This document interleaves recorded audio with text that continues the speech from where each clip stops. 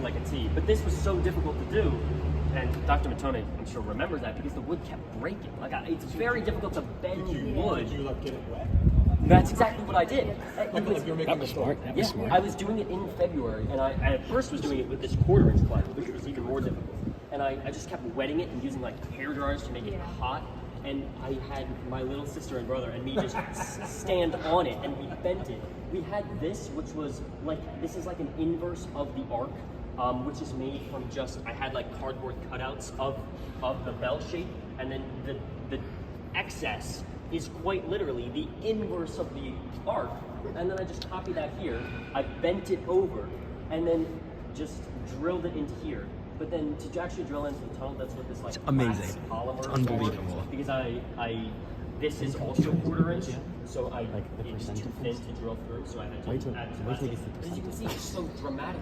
It's actually ridiculous. It's actually ridiculous. It's definitely not complete. It's breaking off a little bit, but I mean, it held for the most part. And this is actually 1/8 inch plywood, not 1/4 inch, because it was so difficult to bend the first time, and it just kept breaking over and over. I went through like 3 or 4 sheets of wood that I just ended up using 1/8 inch plywood No, it's instead okay. of 1/4 inch.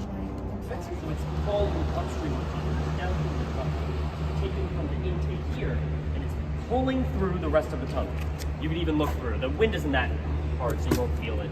Okay.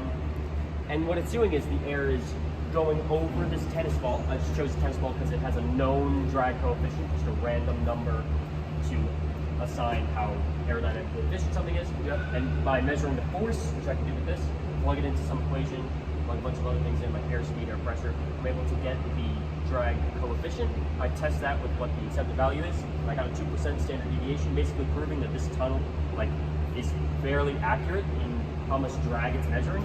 And with that, hopefully I can start upgrading from tennis balls to like actually scale model aircraft.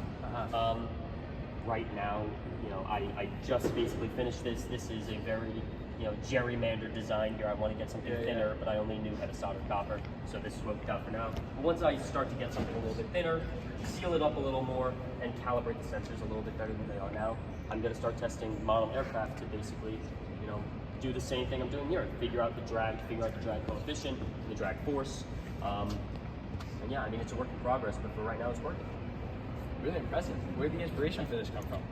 Well, it was actually from my project last year and how big of a failure I consider it to be. So I did a project last year using a program called ANSYS on my computer, and it was so difficult to use. It was basically the same thing. You could model, 3D, simulated objects, and you could create your own wind tunnel, basically, and run air through it and measure the same things. You measure drag, and then you put it into equation, and you get drag coefficient. It's the same exact thing.